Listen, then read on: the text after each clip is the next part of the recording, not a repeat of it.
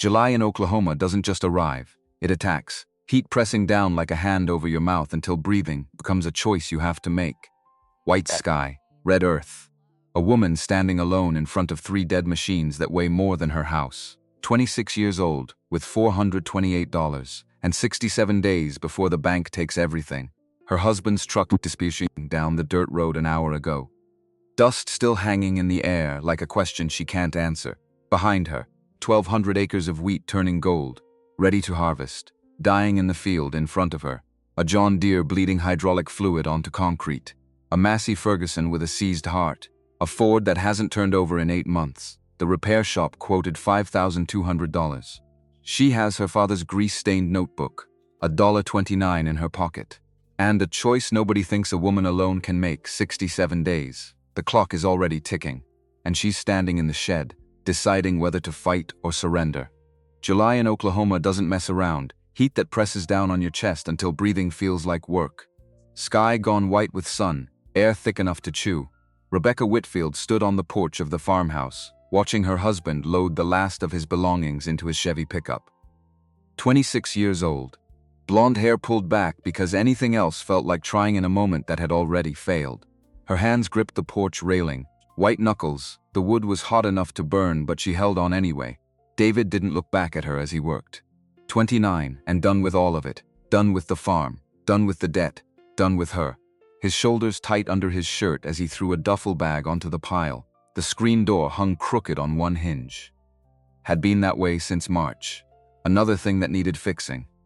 Another thing that would have to wait because everything was waiting now. Her father had been dead 6 months. The farm was drowning in debt. 3 tractors sat broken in the equipment shed like beached whales.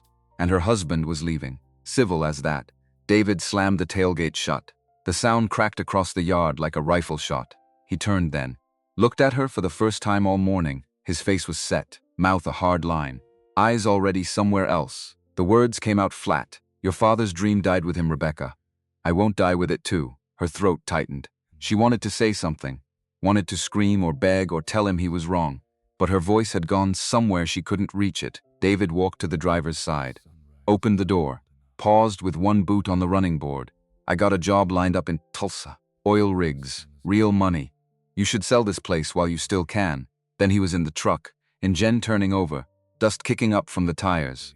Rebecca watched him drive down the long dirt road that led to the county highway. Watched until the truck was just a speck, then nothing. Just the red dust hanging in the air.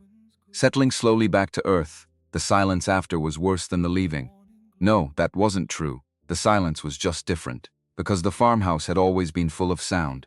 Her father working in the shop, the radio playing country music. Tractors running, life happening. Now there was just wind and the creak of that broken screen door. And somewhere in the distance a crow calling to nothing. Rebecca walked down the porch steps. Her boots hit the packed dirt of the yard. Each step felt deliberate. Like she was choosing to keep moving when stopping would have been easier. Watch your whole life drive away in a cloud of red dust. She had now. The equipment shed sat 50 yards from the house. Big metal building that her grandfather had put up in 1952. Same year he bought the Ford 8N tractor that still sat inside. 27 years of Oklahoma weather had turned the shed's paint to memory. Rust blooming at every seam. Rebecca pulled the heavy door open. The hinges screamed. Inside was darkness and the smell of diesel and old grease and metal that had been sitting too long. She stood in the doorway letting her eyes adjust. 3 machines. 3 problems. 3 reasons David had finally given up. The John Deere 4430 sat closest to the door. Green and yellow paint dulled by years of field work. Diesel engine that could pull a 5-bottom plow through hard-pan soil without complaining. Except it wasn't pulling anything now. Hydraulic fluid pooled beneath it on the concrete floor. Dark red. Almost black. The puddle had been growing for 2 weeks. Started as a drip, then a trickle, now a steady leak that bled the tractor's lifeblood onto the ground. Rebecca crouched down, touched the fluid with her fingertips, slick, warm from the trapped heat inside the shed. The selective control valve housing had to be it. Same problem her father had fixed back in 1977. She'd been 14, watched him drain the system and pull the whole assembly apart. Watched him replace a $2 O-ring and put it all back together. Made it look easy, which meant it probably wasn't. She stood, moved to the second machine, the Massey Ferguson 760 combine, hulking red beast that could cut and thresh and separate 8 acres of wheat in an hour when it was running right.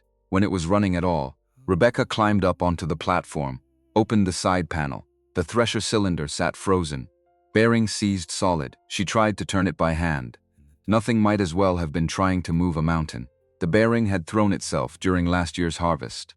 Her father had been planning to fix it over the winter. Then January came and Thomas Whitfield had a heart attack in this very shed, with a wrench still in his hand, and the planning stopped mattering. Rebecca closed the panel, climbed back down. Her hands were already dirty, grease and dust mixing with sweat. The third machine sat in the back corner, Ford 8N, 1952 model. Faded blue paint and rust, and a profile that looked almost cheerful compared to the modern equipment. Her grandfather had bought it used in 1968 for $800. Thomas had kept it running ever since, used it for lighter work. Hauling, bush hogging, running the post hole digger. Except it hadn't run in 8 months. Rebecca turned the key in the ignition. Nothing. Not even a click. The electrical system was completely dead. Magneto, wiring harness. Maybe the whole charging system. Could be anything. Could be everything. She let her head rest against the steering wheel. These weren't just tractors. They were the last things her father's hands had touched before he died. The last projects he'd meant to finish. The last machines he'd believed in. And now they were her problem, all of them. Professional repair would cost $5,200. She'd called 3 shops, got 3 quotes, all of them the same, all of them impossible, because Rebecca had $428 in her checking account. Her half of what was left after paying the feed bill and the electric and the property tax that had come due in June. David had taken his half when he left. Fair was fair. Even when fair felt like drowning, she walked back outside. The July sun hit her like a hammer, heat waves rising off the metal roof of the shed. The sky overhead was white-blue, cloudless, merciless. 1,200 acres stretched out around her in every direction. Wheat fields, pasture, creek-bottom land that flooded every spring. Earth that had been in the Whitfield family since 1908 when her grandfather came home from the war and bought it for $45 an acre. Took him 20 years to pay it off. Now it was hers and the bank's. Because Thomas had taken out an $18,000 operating loan 3 years ago. New well pump, fence repairs, seed for 2 seasons when the drought had eaten the previous year's crop. The loan sat at First County Bank with an interest rate that had seemed reasonable at the time. Payment due September 15th every year. Same as harvest time. Same as when the wheat money came in. Except this year the wheat was standing ready in 800 acres of field. And there was no way to cut it. Not without the combine. Not without the tractors to haul it to the elevator. Not without equipment that ran. Rebecca walked back to the house, up the porch steps, through the screen door that needed fixing, into the kitchen where the table was covered in papers, bills, mostly the electric company, the phone company, the farm supply store in Weatherford where her father had bought parts for 40 years on credit that now needed settling. She sat down, pulled the calculator close, started adding numbers she already knew. Income, $480 a month from her part-time job at the county library. $60 a month from selling eggs to the neighbors. Maybe another $40 if she sold the old furniture in the barn. Expenses, $85 for electric, $22 for phone, $120 for gas for the truck, $150 for food if she was careful. $40 more for everything else that came up. Total left over, $123. To pay off $18,000 that would take, she did the math, 146 months. 12 years, the bank wouldn't wait 12 years. The bank wouldn't wait 12 weeks. Rebecca pushed the calculator away, stood up, walked to the window that looked out over the south pasture. Her reflection stared back at her. Thin face, tired eyes, blonde hair that needed washing. 26 years old and looking 40. The only way to pay the loan was to bring in the wheat harvest, sell the grain, pay the bank, keep the farm's plan, impossible execution, because you can't harvest wheat without a combine that works. Can't haul grain without tractors that run. Can't do any of it when the machines are dead, and you have $428 and no husband, and no help, and no idea how to fix what's broken except her father had fixed machines, had fixed the same machines, had written down every repair in a spiral notebook that sat in the workshop right now gathering dust. Rebecca turned from the window, walked through the house, out the back door, across the yard to the workshop. Smaller building than the equipment shed. Wood frame, concrete floor, pegboard walls covered in tools that hung in precise rows. Everything in its place. Everything labeled. Thomas Whitfield had believed in order, had believed that chaos killed farms faster than drought or debt or bad luck. The big red toolbox sat against the far wall. Craftsman, 5 feet tall. Drawers on ball-bearing slides. Every socket, every wrench, every specialty tool Thomas had accumulated over 4 decades of keeping equipment running. Rebecca opened the top drawer. Ball-peen hammers, rubber mallets, dead-blow hammers for hitting things that shouldn't spark. Second drawer, combination wrenches, metric and standard, organized by size. Third drawer, extensions, ratchets, universal joints. She closed the drawers, looked at the shelf above the toolbox. Starface manuals lined up like books in a library. John Deere, Massey Ferguson, Ford, International Harvester. Every machine Thomas had ever owned had a manual. Every manual had pages soft as fabric from being opened and read and referenced 1,000 times. The spiral notebook sat at the end of the shelf. Rebecca pulled it down. The cover was grease-stained, warped from humidity. The wire spiral bent from being stuffed in pockets and dropped on shop floors and carried everywhere Thomas went. She opened it. The first page was dated June 1949. Written in pencil. Thomas's blocky handwriting, careful and deliberate. Farmall H replaced clutch disc. 12 of 50 parts, 6 hours labor, saved $45 mechanic fee, page after page, year after year, every repair, every oil change, every belt replacement, every bearing that wore out and got swapped for a new one. 60 years of mechanical memory, written in graphite and ink, and sometimes blood when Thomas cut his hands, and didn't bother washing them before writing. Rebecca flipped forward, found the section on the John Deere 4430, there, June 1977, hydraulic leak from SCUV housing. Dripping 2 quarts daily, drain system 7.5 gal, removed valve body 12 bolts 9/16 wrench, found O-ring cracked and hard, replaced with part R26448, bought 3 for 97 cents at Enid dealer, reassembled to spec 25 fetal bead, refilled with fresh hydraulic fluid, no more leak, saved $100 mechanic fee, 8 hours total labor. Rebecca read it 3 times. Her father had fixed this, the exact same problem, 12 years ago, which meant she could fix it. Maybe, probably not, but maybe. She looked at the toolbox, at the manuals, at the notebook in her hands. Inside the front cover was a note she'd never seen before, written in Thomas's hand, recent ink. The paper still white instead of yellowed. The machines will test you harder than I ever could. But I taught you to listen, trust what you know. Dad, Rebecca's eyes burned. She blinked hard, put the notebook down on the workbench. Not now, crying could wait.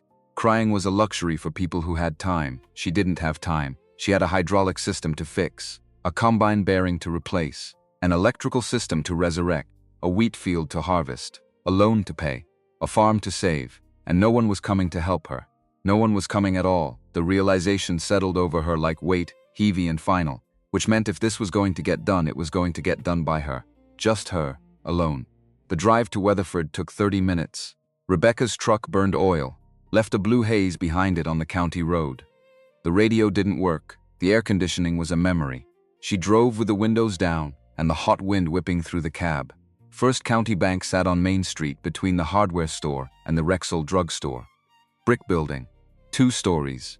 Built in 1923 and looking like it. Rebecca parked, checked her reflection in the rearview mirror. Still looked tired, still looked desperate. Nothing to be done about it. She walked inside. The bank was cold. Air conditioning running full blast. The temperature change after the heat outside made her skin prickle. Jonathan Harris's office was in the back. Glass door. Name stenciled in gold letters. 3rd-generation banker.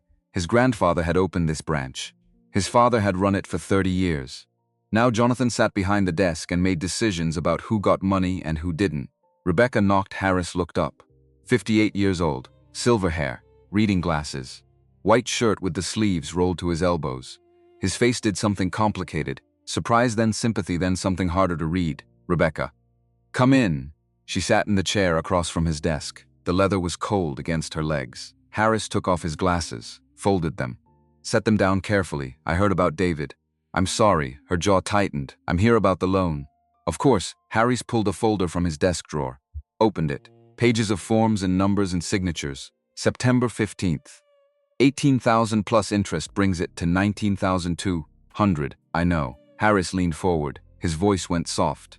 The tone people used when they were about to deliver bad news and wanted you to think they felt bad about it. With your equipment situation. With David gone, how do you plan to make the payment? I'll bring in the harvest. Harris's eyebrows went up. The wheat's ready now. You have maybe 3 weeks before you start losing quality. How are you going to cut 800 acres with a combine that doesn't run? I'll fix it. Silence. Harris studied her face, looking for something. Signs of delusion, maybe. Signs of hope that wasn't rooted in reality. Finally, he sighed, pulled another folder from his drawer. This one thicker. Newer, there's a company out of Tulsa. Consolidated Ag Partners. They're buying up family farms, assembling larger parcels. Corporate agriculture. He slid a paper across the desk. They've already purchased the Morrison place and the Wilson spread. They've authorized me to make you the same offer. 1,200 acres at $420 per acre. That's $504,000. After we settle your loan, you'd walk away with $486,000. The number sat between them like something alive. $486,000. Enough to start over. Go to college. Move to the city. Buy a house that didn't leak when it rained. Get a job that paid more than minimum wage. Leave the farm behind. Leave her father's memory behind. Leave everything behind. Rebecca's hands were shaking. She pressed them flat against her thighs. I'm not selling. Harris blinked. Rebecca, be reasonable. You can't run this place alone. You can't fix equipment that needs professional repair. You can't bring in a harvest by yourself. I'll figure it out. How? The softness was gone from Harris's voice now. Just pragmatism. Just numbers. You have $428 in your account. Your equipment is dead. You have no crew, no capital, no way to make this work. Rebecca stood up. The chair scraped against the floor. The harvest will come in. The loan will be paid. Harris stood too, came around the desk. His face was tired, like he'd had this conversation before, like he already knew how it ended. I've known your family my whole life. Your grandfather, your father, good people. But Thomas held on too long, tried to farm the old way in a world that's moved on. Don't make the same mistake. Her throat was tight. Her eyes burned, but she didn't look away. My father was the smartest man in this county. And I'm not selling his land. She turned, walked to the door. Harris called after her. The payment's due in 67 days. After that, we start foreclosure proceedings. I won't have a choice. Rebecca kept walking, through the bank, past the tellers, out into the heat that felt like a physical blow after the air conditioning. She got in her truck, sat there, hands on the steering wheel. 67 days, 9 weeks, not much time, not nearly enough. The sun was setting when Rebecca walked into the workshop. Orange light slanting through the west-facing windows. Long shadows stretching across the concrete floor. She turned on the overhead fluorescent lights. They flickered, buzzed, finally caught and held. The John Deere 4430 sat in the equipment shed waiting. But the shed didn't have good light, didn't have the tools, didn't have Thomas's notebook and manuals and everything she'd need, which meant the tractor had to come to the workshop. Rebecca spent an hour getting the John Deere started. The hydraulic system leaked, but it still had enough fluid to move.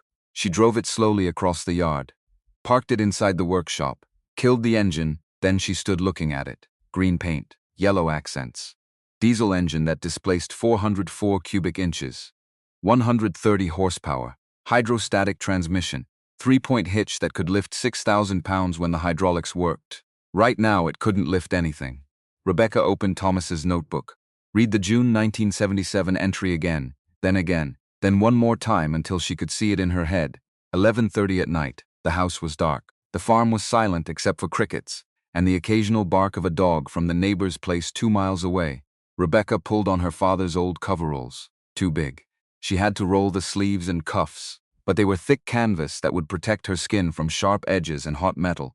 She pushed a rolling creeper under the tractor, lay down on it, slid underneath. The hydraulic fluid dripped onto her face. She wiped it away, focused her flashlight on the selective control valve housing. 12 bolts, 9/16 wrench. She fit the wrench over the first bolt, pulled. The bolt fought her.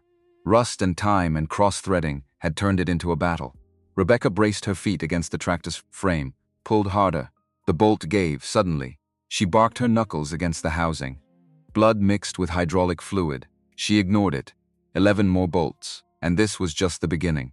2 hours later, all 12 bolts lay on a clean rag next to the tractor. Rebecca slid out from underneath, rolled to her feet. Her back ached. Her hands were already blistering, and she'd only started. She found a drain pan, positioned it under the tractor, opened the drain valve. Hydraulic fluid poured out, 7.5 gallons, dark red, almost black. The smell was acrid, chemical. It made her eyes water. When the flow stopped, she closed the valve. Moved to the selective control valve housing. Getting it off was a two-person job. Thomas had always had someone helping. Rebecca was alone. She rigged a chain hoist from the rafters, positioned it carefully, attached the chain to the housing. Started cranking. The housing weighed 68 pounds. Awkward. Unwieldy. She guided it as the chain lifted. Her arms shook with the effort.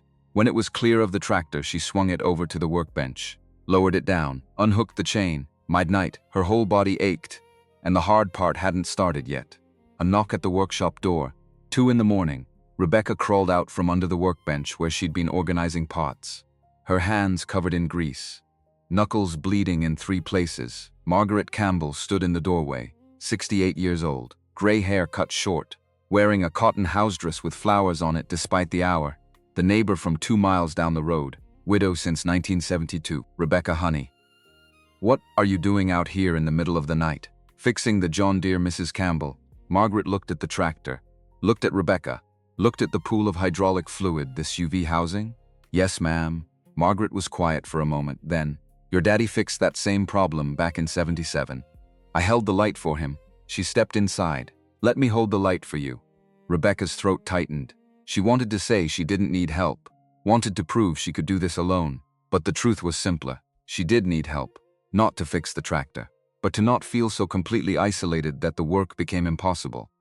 "Thank you." Margaret picked up the flashlight, aimed it at the valve housing on the workbench. "Show me what needs doing." By 4:30 in the morning, the valve housing was completely disassembled. Every piece laid out in order on the workbench. Every bolt accounted for. Every surface cleaned. Margaret had brought sandwiches from her kitchen, made Rebecca eat even though she wasn't hungry. "You can't work on an empty stomach, honey. Your body needs fuel." They sat on shop stools, eating ham sandwiches, drinking water from mason jars. Margaret didn't ask questions, didn't offer unsolicited advice, just sat there, present.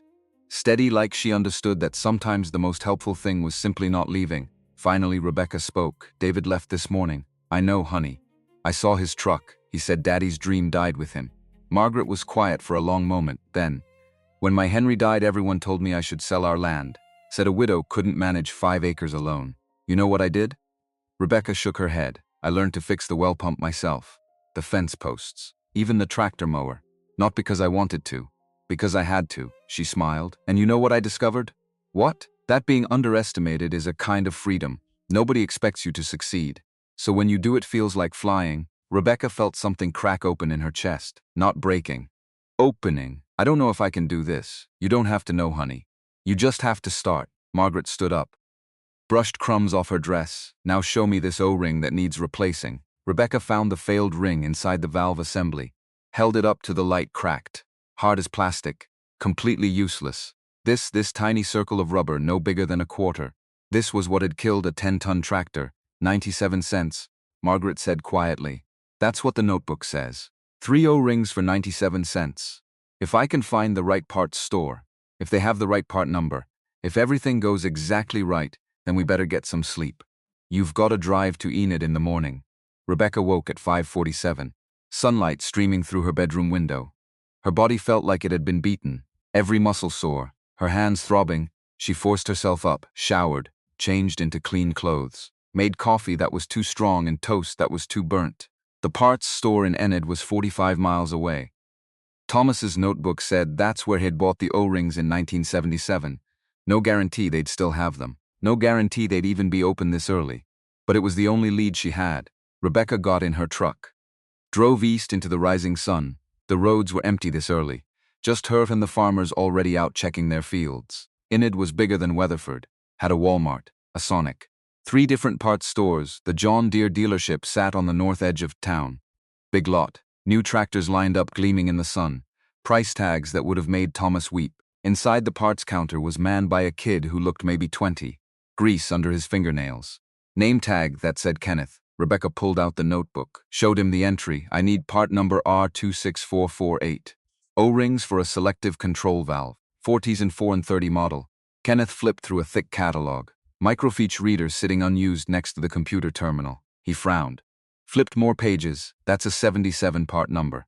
System shows superseded." Her stomach clenched. Superseded to what? More flipping, R31556. Same O-ring. Updated part number. We got 3 in stock. Relief hit her like a wave. How much? $29 for 3. Rebecca pulled 2 crumpled dollar bills from her pocket, slid them across the counter. Kenneth rang her up, put 3 small O-rings in a paper bag, gave her 71 cents change. She walked back to her truck holding the bag like it contained diamonds. $1.29. That's all it took to save a tractor. That's all it took to have hope. The drive back felt faster. The sun was higher now. The heat already building. Another day in Oklahoma that would hit triple digits. Rebecca pulled into the farmyard. Parked. Walked straight to the workshop. The John Deere waited. Patient. Mechanical. Indifferent to whether she succeeded or failed. She opened the paper bag, took out the O-rings. They were soft, pliable, black rubber that felt alive in her hands. Complete opposite of the old ring that had been hard and cracked and dead. Rebecca fitted the new ring into its groove, checked it twice, then started reassembling the valve. Every piece went back in reverse order, every bolt threaded in carefully, no cross-threading, no forcing, slow, deliberate, the way Thomas had taught her. By noon the valve was together. She used the chain hoist to lift it, guided it back into position on the tractor, threaded all 12 mounting bolts through, tightened them finger-tight first, then with the torque wrench. 25 foot-pounds exactly, not more not less. The manual was specific. Too tight and you'd crack the housing. Too loose and it would leak. Thomas's voice in her head. Quiet, patient, teaching her the way he'd taught her everything else. Mesbush twice, cut once, torque to spec, check your work. She filled the hydraulic reservoir with fresh fluid.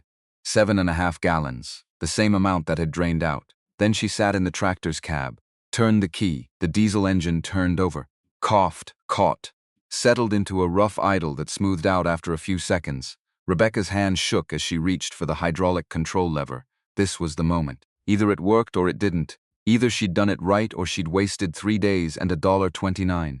She pulled the lever. The 3-point hitch at the back of the tractor rose, smooth, silent. No jerking, no grinding. She held it there, counted to 10, waiting for the hydraulic fluid to start dripping. No drip.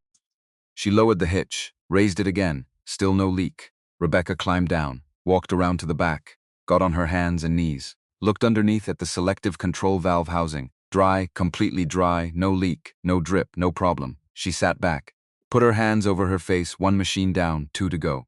Her body was already telling her this was impossible. Her hands were torn up, her back ached. She'd lost weight she couldn't afford to lose.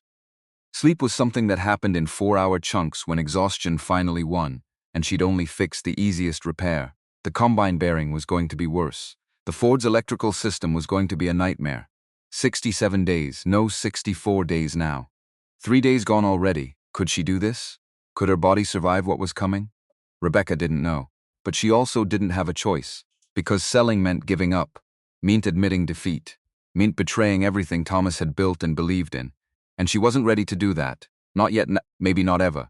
She stood up, walked to the workshop sink, washed the grease off her hands one more time. Outside the sun beat down, the wheat fields waited. The combine sat broken, the Ford sat dead, and somewhere in Tulsa David was probably starting his new job, his new life, already forgetting about the farm and the debt and the woman he'd left behind. Rebecca looked at her reflection in the window above the sink, thin, tired, scared, but not broken, not yet. She turned off the lights in the workshop, walked to the house, made herself eat something even though she wasn't hungry. Tomorrow she'd start on the combine.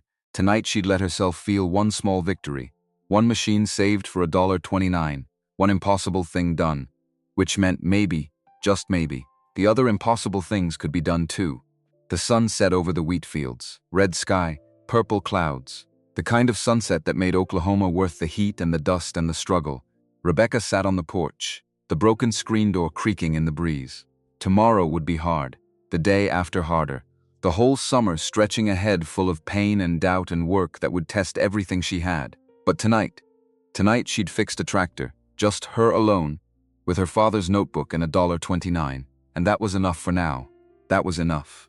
3 weeks had passed since Rebecca fixed the John Deere. 3 weeks of preparation, greasing fittings, changing oil, replacing belts, getting the tractor ready for harvest season.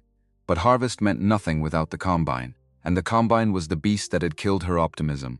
She stood in the equipment shed staring at the Massey Ferguson 760. Red paint faded to pink in places, rust blooming along the edges. 20 feet long, 8 feet wide. A cutting header that could swallow wheat in 12-foot swaths when it was working. When it worked at all, the thresher cylinder sat frozen inside. A drum covered in steel bars designed to beat wheat kernels free from the chaff. Supposed to spin at 800 RPM. Right now it wouldn't spin at all. Rebecca climbed onto the platform. Opened the side access panel. Tried to turn the cylinder by hand. Nothing. Might as well have been trying to rotate the earth. The bearing had seized. Main shaft bearing that held the entire cylinder assembly. Seized solid from metal on metal from running too hot too long before Thomas realized something was wrong.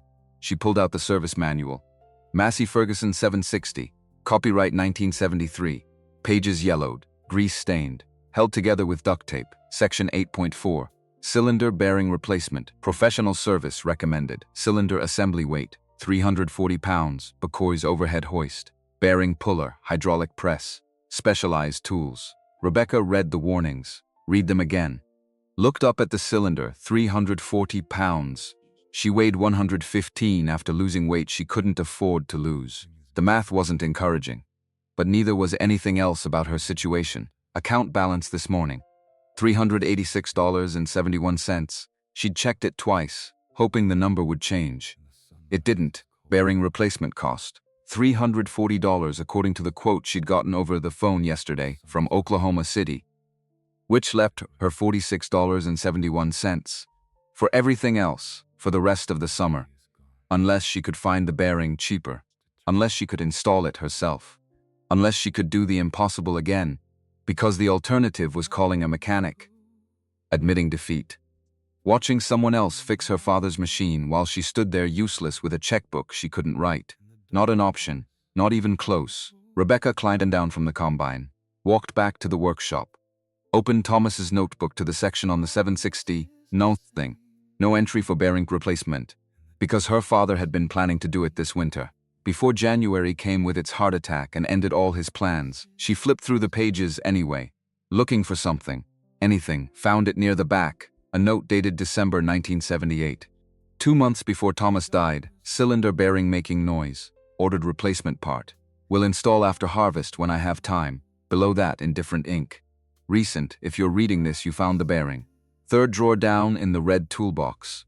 Behind the socket set. I knew you'd need it eventually. Trust yourself. Dad, Rebecca's hand shook as she walked to the toolbox. 3rd drawer down behind the socket set. There a box. Heavy. Wrapped in oil-stained paper. She pulled it out. Unwrapped it. Inside was a bearing. New. Still in its protective coating. And beneath it an envelope. She opened it, $47.20 bills, $940. And note for the combine, for the Ford, for whatever comes next. I'm sorry I won't be there to help you install these. But I know you can, you're stronger than you think.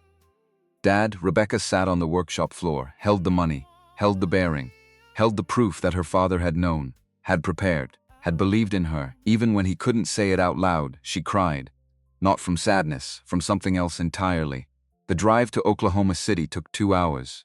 Rebecca went anyway because the bearing in the box was the right spec, but she needed to verify, needed to talk to someone who knew these machines, needed to understand what she was getting into before she started tearing apart a 3-ton combine. The Massey Ferguson dealer sat in an industrial park off I-40, corrugated metal building. Parking lot full of equipment. Inside smelled like grease and new tires. The parts counter was staffed by a man in his 60s. Name tag said Ronald. Hands that had turned wrenches for 40 years. Rebecca showed him the bearing. Gave him the combine serial number. Ronald typed into his computer. Frowned. Type more. This bearing's discontinued. No stock anywhere in the region. Her stomach dropped. What? These old 760s. Parts dried up years ago. Most folks either upgraded or they're running salvage. He kept typing. Wait. Got a cross-reference here. Different part number. Same spec. Universal fit. Hope flickered. We got one in the warehouse.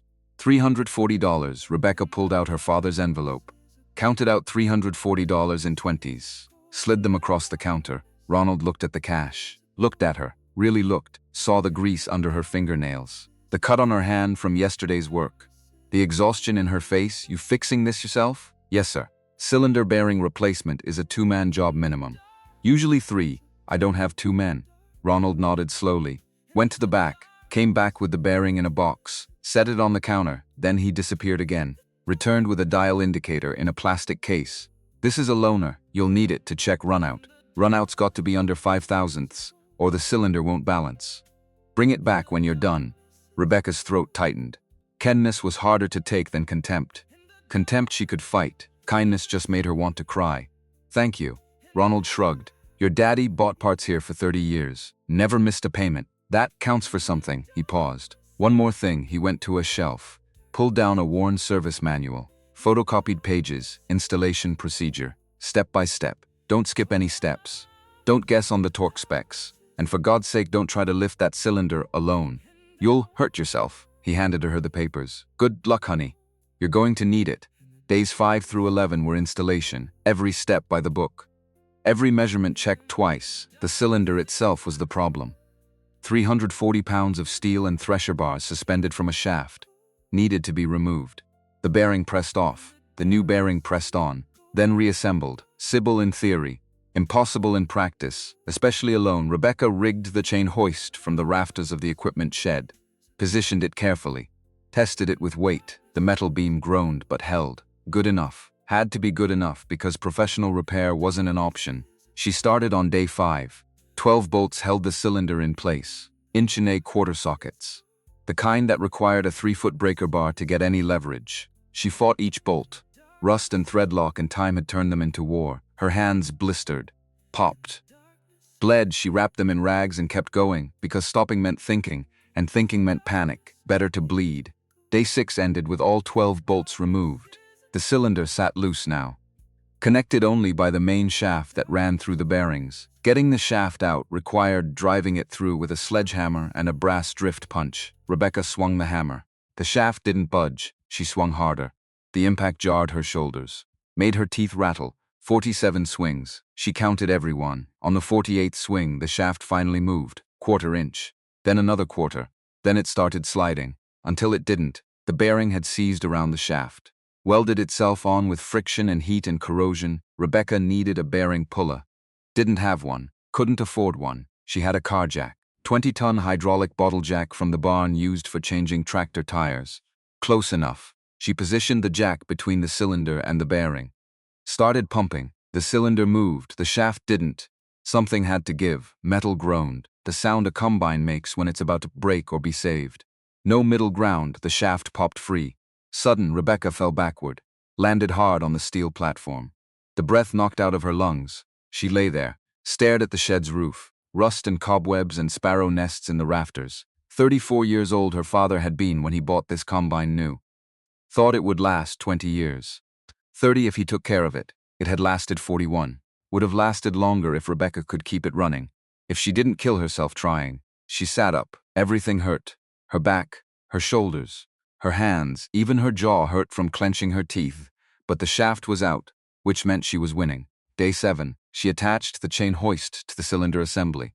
Started cranking, the chain went taut, the cylinder lifted, inch by inch, 340 pounds of steel and thresher bars and concave plates. The chain slipped, the cylinder dropped 6 inches, slammed against the housing. The sound was like a car crash in a metal box. Rebecca's heart hammered, the cylinder hung crooked. If the chain failed completely, it would fall. Crush anything underneath, anyone underneath. She adjusted, rehooked, started cranking again. By noon the cylinder was out, hanging from the hoist, swaying slightly in the air that barely moved inside the shed. Rebecca stood under it looking up.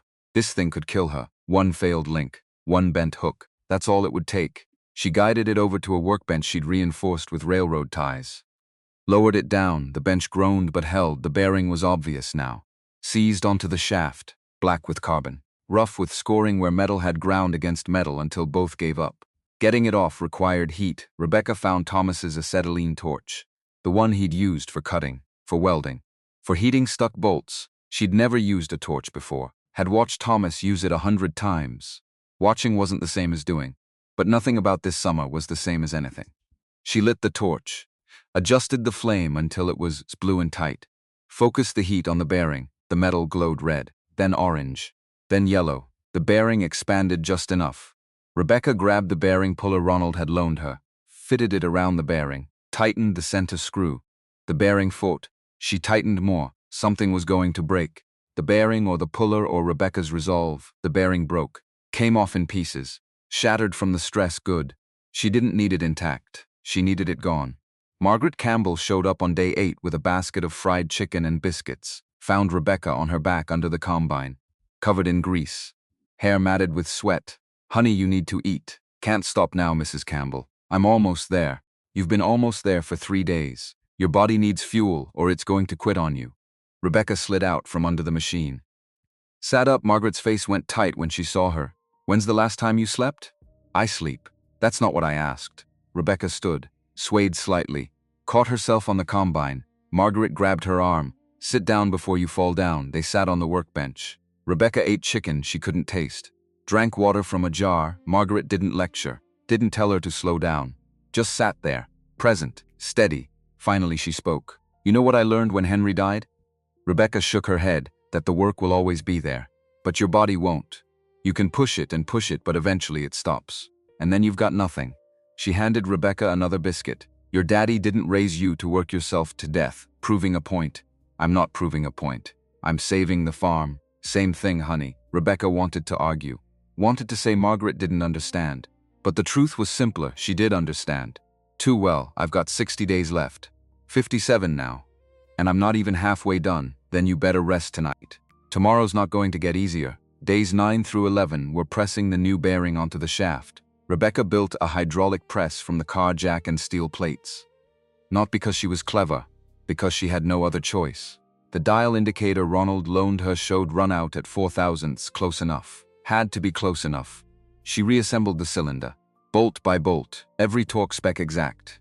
The manual said 90 foot-pounds on the main bolts. She set the torque wrench, clicked it when it hit 90, not 91, not 89, 90. Day 12, she was ready to test. The sun was setting. Orange light through the shed's open doors. Rebecca stood in front of the combine, her reflection visible in the faded paint, thin, haunted, hands wrapped in bandages. She climbed into the cab, turned the key. The diesel engine caught. The combine shook. Vibration traveling through the frame. Rebecca engaged the cylinder, the lever that made the thresher spin. The moment of truth. The cylinder turned, slow at first, then faster. The thresher bars blurring. 800 RPM. The sound clean. No grinding, no wobble. She let it run for 5 minutes. Then 10. Then 20. No problems, no failures. Just a machine doing what machines were supposed to do. Rebecca shut it down. The silence after felt absolute. She climbed out of the cab, sat on the shed floor, back against the tire of the combine, too tired to walk to the house, too tired to feel anything except emptiness. She'd saved the combine, spent 12 days and $340 and every ounce of strength she had, and now the harvest could begin. Except she still had to bring it in. 800 acres. Alone. Because hiring help required money she didn't have. Required people who believed she could do this. Required a world that didn't look at a 26-year-old woman and see failure waiting to happen.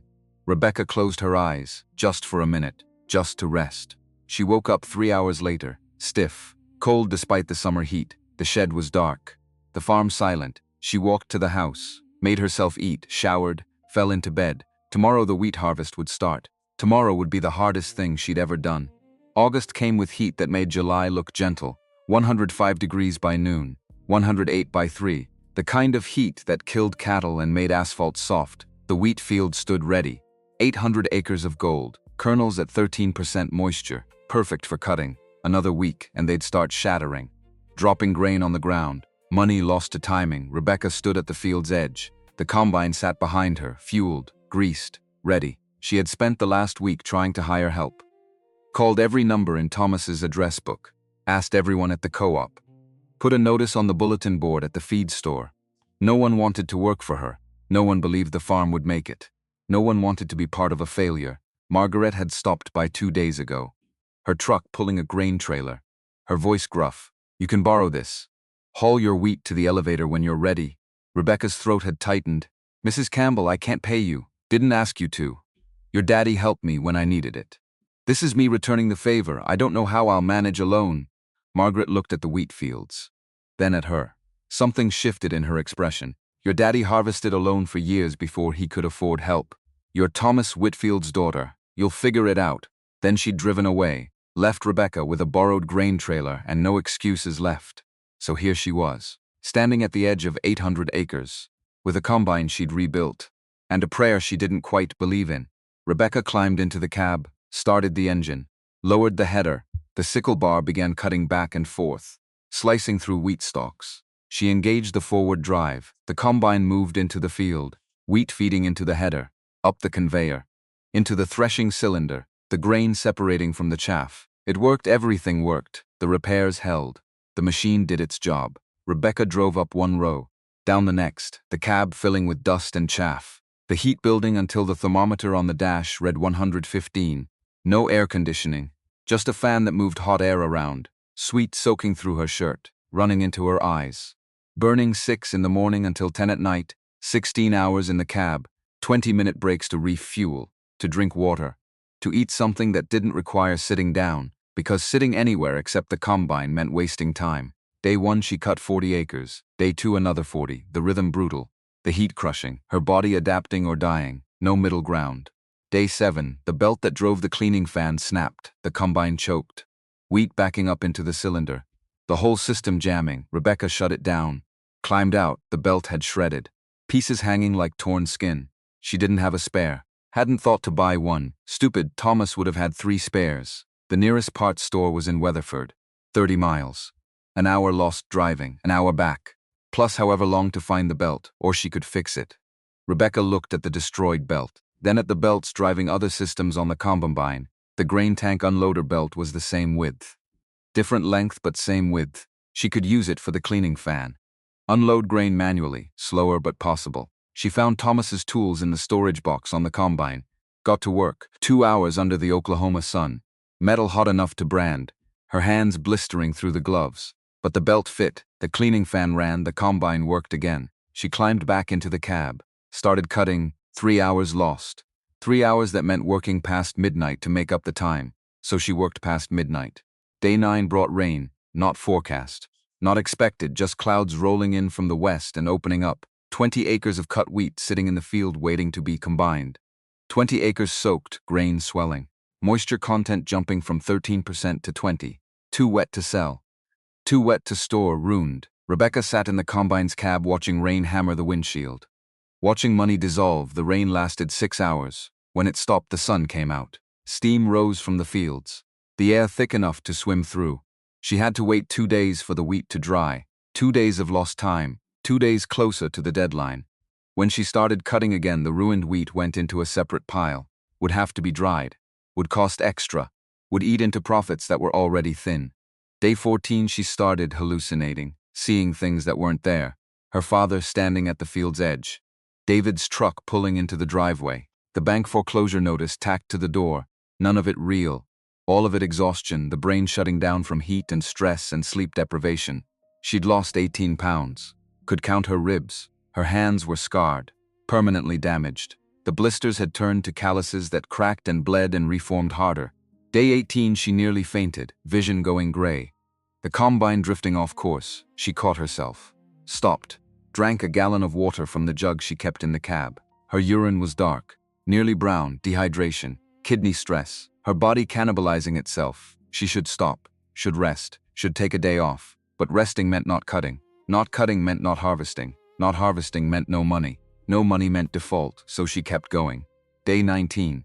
Rebecca pulled the combine to the edge of the field at 8 p.m. Climbed out on legs that barely worked. Margaret was waiting by the borrowed grain trailer. Honey, you look like death. I'm fine. You're not fine. When's the last time you ate a real meal? Rebecca couldn't remember. Margaret opened a cooler in the back of her truck, pulled out a container of stew, still warm. Handed Rebecca a spoon. Eat. I'll wait. Rebecca sat on the tailgate. Ate stew she didn't taste. Her hands shaking so badly she could barely hold the spoon. Margaret didn't say anything, just stood there present. When Rebecca finished, Margaret took the empty container. How much left? 60 acres. 2 more days if nothing breaks, then you rest tonight. I mean really rest. You keep going like this, you'll die before you finish. I can't afford to rest. You can't afford not to. Margaret climbed into her truck, started the engine, rolled down the window. Your daddy didn't work himself to death, Rebecca. Don't you do it either. She drove away. Rebecca stood in the field. The sun setting, the sky going purple. 60 acres, 2 days, she could make it, had to make it. Day 21, the final acre, Rebecca drove the combine up the last row. Wheat feeding through. Grain pouring into the tank, the end of the field approaching. She shut down the header, killed the engine, Climbed out, silence, Dobinsel. The kind that comes after noise so constant you forget what quiet sounds like. 800 acres. Actually 780 after losing 20 to the rain. 21 days. 336 hours in the combine cab. Alone. Rebecca stood in the stubble field. Too tired to feel triumph. Too empty to feel anything. She'd done it. Alone. Without help. Without anyone believing she could. The grain sat in piles around the field. Had to be loaded into the trailer. Hauled to the elevator in Weatherford. Sold. But that was tomorrow's problem. Tonight she just wanted to sleep. She drove the combine back to the shed. Shut everything down. Walked to the house on legs that barely worked. Fell into bed without showering. Without eating. Without anything except unconsciousness that came like mercy. September 10th, 5 days before the deadline. Rebecca stood at the Weatherford grain elevator, watching the scales. 24,000 bushels of wheat. The elevator manager confirmed it. Moisture content averaged 13.2%. Good. Grade 2 hard red winter. Market price $3.75 per bushel. Rebecca did the math in her head while waiting for the check. 24,000 times 3.75 equals 90,000. Minus fuel, 1,200. Minus the bearing for the combine, 340. Minus the O-rings for the tractor, 129. Minus cost of drying the 20 wet acres, 1,800. Minus hydraulic fluid, 28. Minus gas for parts runs, 45. Net profit, $84,586.71. The elevator manager handed her the check. She stared at the numbers. More money than she'd ever held. Enough to pay the bank. Enough to survive winter. Enough to prove everyone wrong. Rebecca drove to First County Bank, parked. Sat in the truck for a full minute before going inside. Jonathan Harris looked up when she walked into his office. Surprise crossed his face. Then something else, concern maybe or calculation. She didn't sit, just pulled the check from her pocket. Set it on his desk, 18,000. The loan payment. Harris picked up the check. Studied it. Looked at her. Where did you get this? Her jaw tightened. I harvested the wheat. Alone? Yes. Harris set the check down. Opened his desk drawer. Pulled out Rebecca's loan file. Something cold slid down her spine. There's been an adjustment to the loan terms. The room tilted. What? Harris pulled out a form. Official bank letterhead. Dated August 30th. 11 days ago, due to change in borrower's marital status, the loan has been reassessed. New payment amount is $22,500. Rebecca's hands shook. She looked at the check. Did the math, could still cover it. Would leave her with $62,000 instead of $66,000. Still survivable. But this was theft. Legal theft, banking theft. The kind that destroyed people and called it business. Her voice came out hoarse. That's not legal. Harris's voice went flat. Clause 14b. Change in employment or marital status allows the bank to reassess risk and adjust terms accordingly. I never agreed to this. You agreed when you signed the original loan. Your father signed it. The clause is binding. Rebecca pulled out a folder from her bag. Inside was a photocopy of the original loan documents.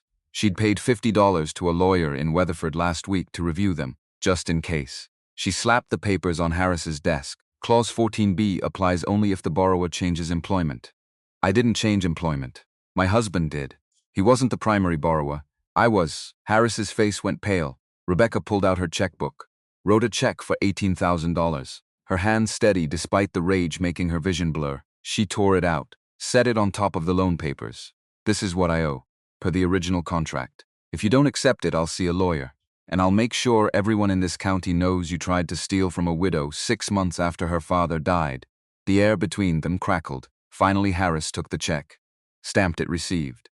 Filed the paperwork. The loan is satisfied for this year. He paused. Next year's payment is due September 15th. Same terms apply. Rebecca turned. Walked out, through the bank, past the tellers. Out into the heat, into her truck. She sat there, hands on the steering wheel. The check for $66,586.71 sat in her pocket.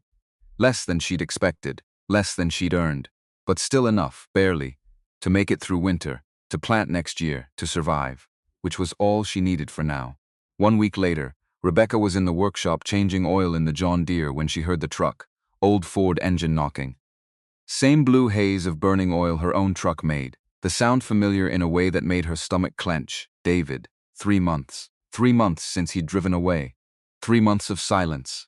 3 months of Rebecca building a life that didn't include him. And now his truck was pulling into her farmyard. She wiped her hands on a rag. walked to the workshop entrance, stayed in the shadows where she could see without being seen. David got out of the truck. Thinner, 20 pounds lighter easy, his face weathered. Lined, the cockiness gone. Replaced with something that looked like defeat. He stood by his truck looking at the farm, at the house with its new roof, at the equipment shed, at the fields thick with stubble where the wheat had been. Everything he'd left behind, everything he'd said was dying. Still here, still thriving, still working. Rebecca stepped out into the sun. David turned, saw her. Something crossed his face. Pain, recognition, shame. They stood 30 feet apart, the distance feeling infinite. David's mouth opened, closed, opened again. Finally words came out. "Horse I heard in town you kept it." Rebecca didn't answer. What was there to say? Yes, she'd kept it, obviously. He had eyes. They said, "You're the only one left standing. Everyone else, Wilson, Morrison, Coop, all gone. But you survived." "I did." David looked at his boots, back at her, his hands shaking slightly. The oil fields, the boom everyone was chasing. It ended. Federal interest rates killed it. Jobs disappeared. "I was laid off 18 months ago." He paused, been working odd jobs since. Barely making rent. Rebecca's throat was tight, not from sympathy, from something else, the realization that she'd stopped caring. That his suffering meant nothing to her. Not because she was cruel, because she'd moved past it, past him. But then David took a step forward, and Rebecca saw her. A woman climbing out of the passenger side of his truck, 28 maybe, wearing a sundress with flowers on it. Pregnant, very pregnant, 5 months at least. David followed Rebecca's gaze. His face went red. "Rebecca, this is Jennifer. We're getting married next month." The world stopped. Jennifer walked over. Smile bright and fake. "I'm so sorry this is hard for you.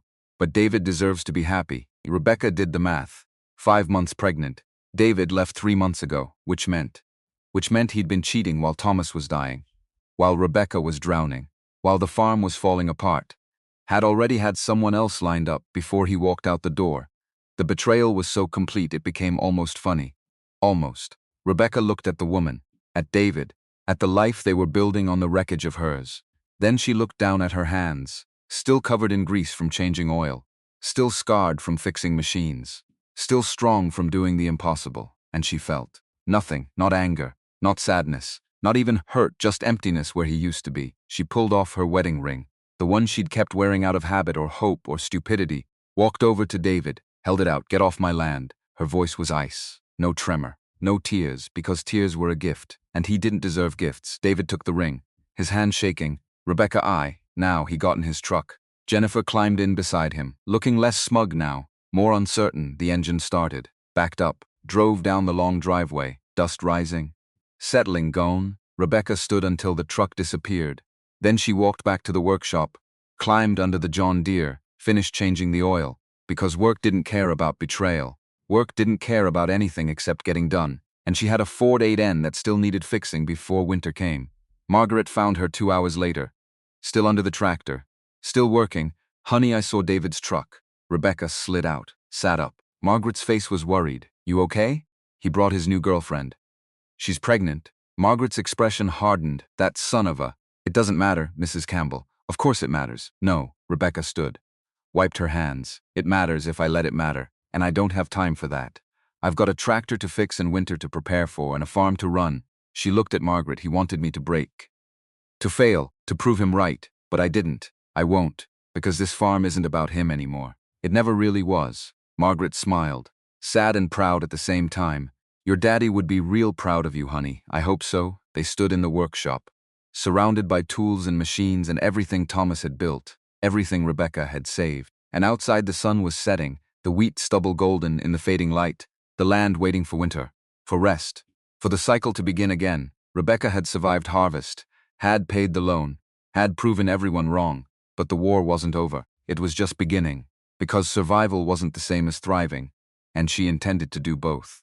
Winter came to Oklahoma with a vengeance. December brought ice, the kind that coated everything in 2 inches of glass. Trees bent under the weight, power lines sagged. The whole world went crystal and dangerous. January brought snow, not the pretty kind, the kind that buried fence posts and made the county roads impassable for days. February brought cold that made the farmhouse groan at night. Temperatures dropping to 15 degrees, the kind of cold that froze pipes and killed livestock and tested whether you really wanted to survive. Rebecca had $62,000 in the bank, untouchable money, because next year's seed would cost $3,000. Fuel another 2. Parts when machines broke because machines always broke. Property tax, insurance, electric, phone, feed for the chickens. Propane for heat. The money looked like wealth until you started subtracting survival. She worked at the county library 20 hours a week, minimum wage. $480 a month that went straight to groceries and gas, and the small things that added up to staying alive. The third tractor still sat broken, the Ford 8N with its dead electrical system. Rebecca had the money now. The 940 Thomas left could fix it. But winter was the wrong time for outdoor work. Too cold, too dark, too easy to make mistakes when your hands were numb. So she waited, and winter waited with her. The ice storm hit February 12th, came in the night, temperature dropping from 40 degrees to 15 in 2 hours. Rain turning to sleet. Sleet coating everything. Power went out at 2 a.m. Rebecca woke to silence. The kind that's too quiet. No hum of the refrigerator. No click of the furnace. No anything. She got up, looked out the window. The world had turned to ice. Every surface glazed. Tree branches bowing. Power lines down across the road. Transformers exploding in the distance like gunfire. No power meant no heat. No water because the well pump ran on electric. No phone. No contact with anything. Rebecca built a fire in the wood stove. The one Thomas had insisted on keeping even after they got central heat. You never know when you'll need it, he'd said. He'd been right. The fire helped, but the house was big. 40 degrees inside by noon. Cold enough to see your breath. Cold enough to make sleep impossible without every blanket she owned. She melted snow for drinking water. Cooked soup on the wood stove. Wore 3 layers of clothes and still shivered. Day 4 the pipes froze. Day 5 they burst in the kitchen. Water flooding before she found the shut-off valve. Rebecca sat at the kitchen table. Water pooling around her boots. The house at 38 degrees. Her breath visible. Everything was too much. The cold. The broken pipe. The broken tractor. The farm pressing down like weight designed to crush her. David had been right. Thomas's dream was dying. Taking her with it. She pulled the phone toward her. Dead. No dial tone. But she'd memorized the number anyway. Consolidated Ag Partners, the corporate buyers, the easy way out. When the power came back, she'd call. Set up a meeting. Sell. Walk away with enough money to start over somewhere else. Somewhere warm. Somewhere easier. Somewhere that wasn't here. Rebecca put her head down on the table. Gave herself 5 minutes to feel defeated. 5 minutes to acknowledge that she couldn't do this forever. That eventually the fight would cost more than winning was worth. 5 minutes. Then she'd get up and fix the pipe and keep going, because that's what you did when you were Thomas Whitfield's daughter. You kept going even when going felt impossible. Power came back on day 6. Rebecca spent days fixing the burst pipe, soldering copper in a kitchen that was finally warm again, her hands shaking from exhaustion more than cold. Day 8 she went to the workshop. The Ford 8N sat where it had sat for 9 months, waiting, patient, mechanical. She had Thomas's money, had time before spring planting, had nothing to lose except the last of her optimism. Rebecca opened the toolbox, found the envelope with the remaining cash. $600 left after the combine bearing, enough for a magneto, wiring harness, points and condenser. Everything the Ford needed to run again. She pulled out Thomas's notebook, flipped to the section on the 8N, found entries going back to 1968. The year her grandfather bought it used, every repair, every maintenance, every part replaced. The last entry was dated December 1978.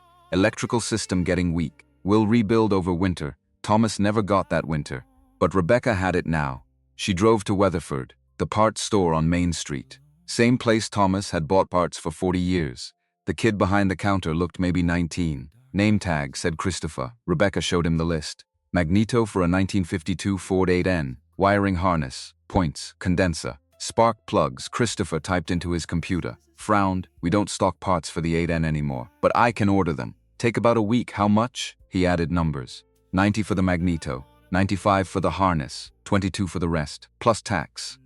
Call it $215 total. Rebecca counted out the money. $220. Left $400 in the envelope. Order it. I'll pick it up when it comes in. The parts arrived 10 days later. Rebecca spent the next week rewiring the Ford's entire electrical system, following Thomas's notebook, following diagrams in the service manual that were older than she was. Electrical was different than mechanical. Harder in some ways. Because you couldn't see electricity, couldn't touch it, could only trace wires and test circuits and hope you'd connected everything right. She worked in the workshop with a space heater running. Her fingers still numb most of the time. Margaret stopped by twice. Brought food. Didn't stay long. Just checked to make sure Rebecca hadn't frozen to death or given up day 6. Rebecca turned the key. The Ford's engine turned over. Cocked, caught, sputtered. Smoothed out, running after 9 months dead. After everyone saying it was scrap.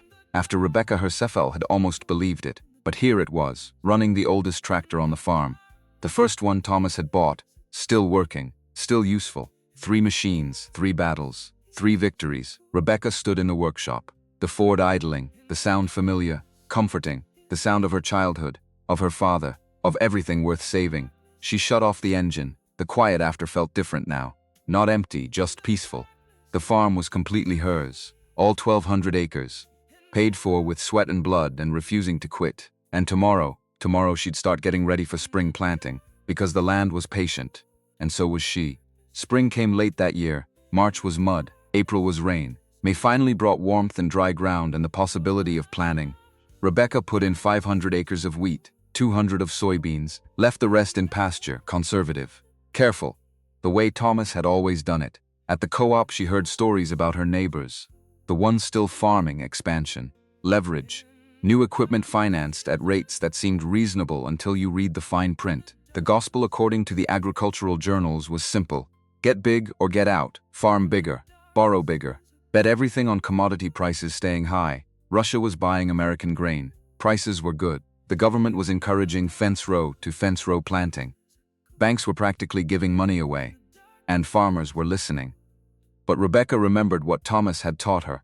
Debt was a trap you couldn't see until it closed. She farmed small, no debt, lived lean and survived, while around her something was building. Something she didn't recognize yet. A storm made of interest rates and foreign policy and decisions made in Washington that would destroy everything they touched. October 1979. Federal Reserve Chairman Paul Volcker decided inflation was the enemy. Interest rates started climbing. 9%, then 11, then 13. By June 1980, the prime rate hit 15%. Farmers who'd borrowed at 9 suddenly owed 15. Loan payments doubling, tripling. Monthly bills that had been manageable becoming impossible. And then the grain embargo hit. President Carter punishing the Soviet Union for invading Afghanistan. Wheat exports dropped, corn exports collapsed. Commodity prices fell off a cliff. The perfect storm. High debt, high interest, low prices. Farmers started dying, not physically though some did. Suicides in the barn, rifles in the mouth, pills in the bottle, but mostly they died financially, slowly, publicly. Foreclosure auctions advertised in the newspaper. Equipment sold to the highest bidder. Land seized by banks that had encouraged the borrowing in the first place. Rebecca watched it happen, house by house, farm by farm, family by family. The Wilson place went first. Jake Wilson, who'd wanted to buy her land back when David left. He'd borrowed $200,000 to buy new equipment, all financed at rates that reset every year. When the rates hit 18%, Jake couldn't make the payments, tried to sell equipment, couldn't find buyers, everyone was selling. No one was buying. The bank foreclosed June 1981.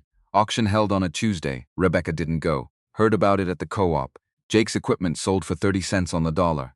The land went to a corporate buyer. Jake moved to Tulsa. Got a job in a factory. Last Rebecca heard he was divorced. Drinking. Broken. The Morrison family went next. August 1981. Different story. Same ending. They'd borrowed to expand. Bought the neighbor's land. 600 acres at inflated prices. Financed with variable rate loans. When grain prices dropped, they couldn't cover the payment. The bank called the loan. Demanded full payment immediate. The Morrisons didn't have it. No one had that kind of cash. The bank knew it. Didn't care. Foreclosure. Auction. Gone Cooper family. February 1982. Bankruptcy. Chapter 7. Everything liquidated. 50 years of farming erased in an afternoon. Rebecca knew these people. Had gone to school with their kids. Had bought eggs from Mrs. Morrison. Had borrowed tools from Jake Wilson before he'd become bitter. Now they were gone. Houses empty. Fields taken over by corporate operations. Family names disappearing from mailboxes. The county had 147 working farms in 1979. By 1982, it had 89. 58 families destroyed. 58 legacies ended. And Rebecca stood alone. Solvent, surviving. Not because she was smarter. Not because she was luckier. Because she didn't owe anyone anything. Zell debt. That was the difference. That was everything. Her 1981 harvest brought in $52,000. Lower prices, same costs. Smaller profit, but profit nonetheless. She paid her bills, saved the rest. Planted again in fall, the 1982 harvest was worse. Grain prices hit bottom. Wheat selling for $2.90 per bushel, barely above cost of production. Rebecca netted $38,000. Enough to survive. Not enough to get ahead. But surviving was winning when everyone else was losing. The townspeople started looking at her differently, not with pity anymore, with something else: respect, confusion, suspicion. How was she making it when no one else could? The answer was simple. She lived lean, fixed instead of replaced. Farmed the way Thomas had taught her. The way everyone used to farm before banks convinced them bigger was better. But simple answers weren't satisfying. People wanted secrets, wanted tricks, wanted something they could replicate without changing how they thought. Rebecca didn't have tricks, just patience, just faith in what her father had known, that the land doesn't care about leverage, only care. May 1982 brought an unexpected visitor. Jonathan Harris's Cadillac pulled into the farmyard. Dust rises behind it, the banker who'd tried to foreclose, who'd modified her loan, who'd represented everything wrong with the system. Rebecca was in the garden planting tomatoes, her hands dirty, hair tied back, old shirt with holes at the elbows. Harris got out of the car, 60 years old now. Silver hair thinner, face lined with stress. He'd aged a decade in 3 years. Rebecca stood, wiped her hands on her jeans. Waited. Harris walked over, stopped 10 feet away like he was approaching something dangerous. His voice came out rough. "Rebecca, I came to talk. If you'll listen." She didn't move, didn't invite him closer, just waited. Harris looked around, at the farmhouse with its fresh paint, at the equipment shed where the tractors sat maintained and functional, at the fields greening up with new wheat, everything thriving, everything working, everything impossible according to the rules he'd believed in. "I heard you paid off the loan early, brought it current in April.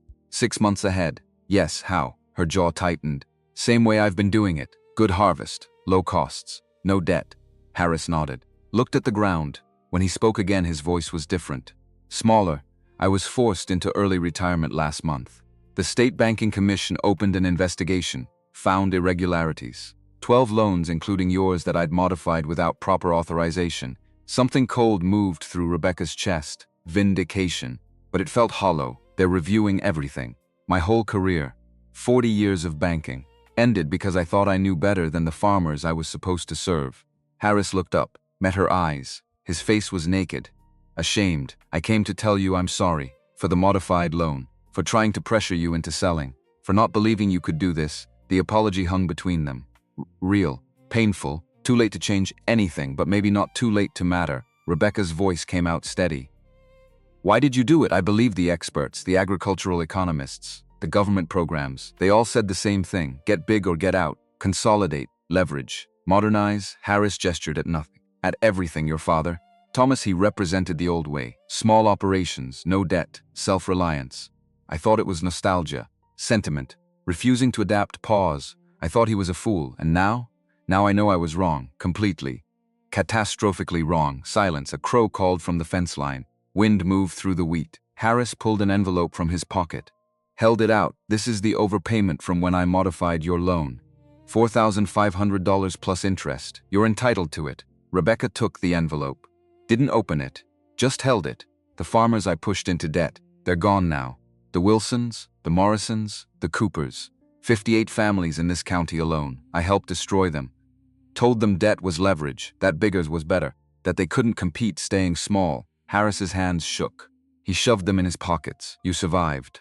Not despite staying small. Because of it.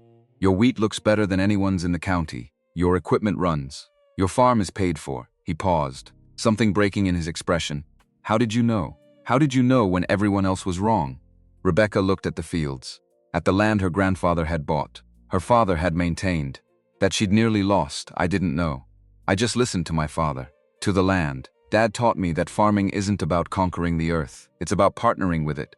That debt isn't leverage, it's a cage. That the land rewards patience, not gambling." Harris absorbed this, nodded slowly. "Your father was the wisest man in this county, and I was too arrogant to see it." He extended his hand, trembling, old. Rebecca looked at it, at the man who'd tried to take her farm, who'd changed the rules, who'd represented everything wrong with the system, and she took it, shook it firm. "Final, I'm sorry, for everything." His voice barely above a whisper. "I know." He got back in his Cadillac, drove away. dust settling behind him like a curtain closing. Rebecca stood holding the envelope, $4,500 she hadn't expected, money that changed nothing, an apology that changed everything, because vindication without cruelty felt like freedom. August 1982 brought heat, the kind that made asphalt shimmer, that killed grass, that tested everything alive. Rebecca was in the workshop changing oil in the John Deere when she heard the truck, old Ford engine knocking. Same blue haze of burning oil, the sound familiar in a way that made her stomach clench. David, 3 years. 3 years since he'd driven away, 3 years of silence, 3 years of Rebecca building a life that didn't include him. And now his truck was pulling into her farmyard again. She wiped her hands, walked to the workshop entrance. David got out. Alone this time, thinner, gaunter. 20 more pounds gone, his face weathered beyond his years, the confidence that had defined him replaced with something that looked like desperation. They stood 30 feet apart. David's mouth worked, but no sound came out at first. Then finally, Rebecca, I made a mistake. The biggest mistake of my life. Rebecca didn't say anything. I was a fool. You were right about everything. The farm, your father. I should have stayed, should have helped, should have believed in you. He took a step forward. Jennifer left me, took our daughter, filed for divorce. I've been living in my truck for the past 2 months. Lost my job, lost everything. Another step. Can we try again, please? I know I don't deserve it, but I'm begging you. Rebecca looked at him, the man she'd loved, the man who'd abandoned her when she needed him most, the man who'd cheated while her father was dying. And she felt nothing, no anger, no sadness, no pity, just emptiness where he used to be, because she'd spent 3 years learning a truth David would never understand. That being underestimated was a kind of freedom. That proving yourself to yourself was worth more than any relationship built on dependence. That she didn't need rescuing, never had. She just needed to be left alone to do what she already knew how to do. Her voice came out calm, almost kind. David, I forgave you the day you left. I had to move forward, to not let bitterness poison everything I was building. His face crumpled. Relief and hope mixing, so we can. But forgiveness doesn't mean reconciliation. The hope died. I don't need you. I don't need any man. I needed my father. I needed Margaret. I needed myself. And I found all three. David's voice broke. Please, I love you. No. You love the idea of being rescued, of having somewhere to run when life gets hard. That's not love. That's cowardice. She paused. Let the words settle. I'm not your safety net. I'm not your second chance. I'm Thomas Whitfield's daughter. And I built this life without you. I'll keep it without you too, Rebecca. Goodbye, David. She turned, walked back into the workshop, climbed under the John Deere, went back to changing oil, heard his truck start 5 minutes later, heard it drive away, didn't look up. Because he didn't deserve even that much attention. The years rolled forward, 1985. Each harvest different, each season its own challenge. Drought 1 year. Too much rain the next. Prices up. Prices down, the rhythms of farming that never changed no matter how much technology advanced. More neighbors failed. Smaller operations bought by corporate farms. The landscape shifting, consolidating, exactly what the experts had predicted. Except Rebecca didn't consolidate, didn't expand, stayed at 1,200 acres. The same size Thomas had maintained for 40 years. People started calling her young farmers. Kids fresh out of agricultural college with heads full of data and technology, asking questions, seeking advice. Why were her fields greener? Why were her yields consistent? Why wasn't she drowning in debt like their parents? Rebecca told them the truth: crop rotation, cover crops in winter, no-till practices that preserved soil structure, minimal chemical inputs, letting the land rest, old-fashioned methods, proven methods, things their grandparents had known before chemical companies convinced everyone there was a better way. She taught them to read soil, to test tilth by hand, to smell earth and know if it was living or dead. The Agricultural Extension Office in Weatherford invited her to speak. November 1984, a workshop on sustainable farming practices. Rebecca stood in front of 30 farmers. Men mostly, older, skeptical, her voice steady. My father told me farming isn't mining. You can't extract without replenishing. You can't force production year after year without consequences. She showed them Thomas's journal, 60 years of records, soil tests, yield data, input costs, everything documented. This is proof, real data, not theories, not corporate promises, actual results from actual farming. Someone in the back called out, "Your operation's too small to prove anything. Try doing that at 2,000 acres. Rebecca didn't flinch. I'm not trying to feed the world. I'm trying to keep my land alive for the next generation. Big operations can't do that. can't maintain soil health at scale, can't avoid the chemical treadmill, can't survive when commodity prices crash. Silence, uncomfortable. True. Another farmer, younger, less defensive. How do you make money staying small? I don't chase money, I chase sustainability, low costs, no debt. That's how I survived the 80s when everyone else failed. The room shifted. Recognition, respect, understanding. After the workshop, 3 young farmers stayed, wanted to visit her farm, see the practices in action, learn what colleges weren't teaching. Rebecca said yes, started having visitors 1 Saturday a month, teaching, sharing, passing on what Thomas had taught her, not for money, for legacy, because knowledge died with people unless it was given away. She wasn't rich, never would be. Her annual income averaged $40,000, some years less, some years more, but she was free, completely. No bank owned her land, no debt controlled her decisions, no one had power over her future except her. That was worth more than any amount of money. The calendar flipped. 1990, 1995, 2000. 2005, Rebecca's hair went from blonde to gray. Her hands became more gnarled, her back ached more in the mornings. But the farm kept producing, the land kept giving, the machines kept running. The John Deere 4430 was 41 years old now, still plowing, still planting, still working. The Massey Ferguson 760 was 40 years old, still harvesting, still threshing, still functional. The Ford 8N was 57 years old, still hauling, still useful, still running because Rebecca maintained them, because she listened when they made unfamiliar noises, because she fixed problems before they became catastrophes, the way Thomas had taught her. Spring 2009 brought a visitor, Rebecca's niece, Elizabeth Thompson, 21 years old, tall, serious eyes, her mother's youngest daughter, Rebecca's cousin who died of cancer the year before. Elizabeth showed up on a Saturday morning, drove a beat-up Honda with Oklahoma plates, got out looking uncertain. Rebecca was in the garden, 76 years old now, silver hair, face lined from sun, hands permanently scarred from decades of mechanical work. She straightened, pressed her hand to her lower back, smiled. Lizzie, Aunt Rebecca, her voice awkward. They'd seen each other at family gatherings, Christmas, Thanksgiving, but never one-on-one. Never like this. Mom said I should come talk to you. About farming, about maybe, I don't know. Learning. Rebecca studied her, saw something of her cousin, something of herself, something of Thomas. You want to farm? I dropped out of college, business degree, hated it. Felt like I was training to do something that didn't matter. Elizabeth looked at the land, at the wheat fields, at the farmhouse that had stood for 80 years. I want to do something real. Something that lasts. Rebecca gestured toward the workshop. Walk with me. They crossed the yard into the building that smelled like grease and diesel and history. The 3 tractors sat in their places. The John Deere, the Massey Ferguson, the Ford, familiar as family. Older than most families lasted. Elizabeth's eyes widened. These still run? All of them? The Deere's 47 years old. Ferguson's 41. Ford's 57. That's impossible. Impossible if you replace instead of repair. Possible if you maintain, if you listen, if you care. Rebecca opened Thomas's toolbox, pulled out the spiral notebook page, soft as cloth now. Stained, warped, precious. This is your great-grandfather's journal. Started in 1949. I've added to it. 70 years of every repair, every part replaced, every lesson learned. Elizabeth took it carefully, opened it, saw the handwriting. Thomas's blocky script, Rebecca's neater hand, 70 years of mechanical memory. This is incredible. This is your inheritance. If you want it. Elizabeth looked up, confused. Rebecca's voice went soft. The land's worth $4 million now. Debt-free. I could sell it tomorrow. Live comfortably for the rest of my life. Pause. But that's not what this farm is about. It's not about money. It's about knowledge, stewardship, the belief that we don't own the land.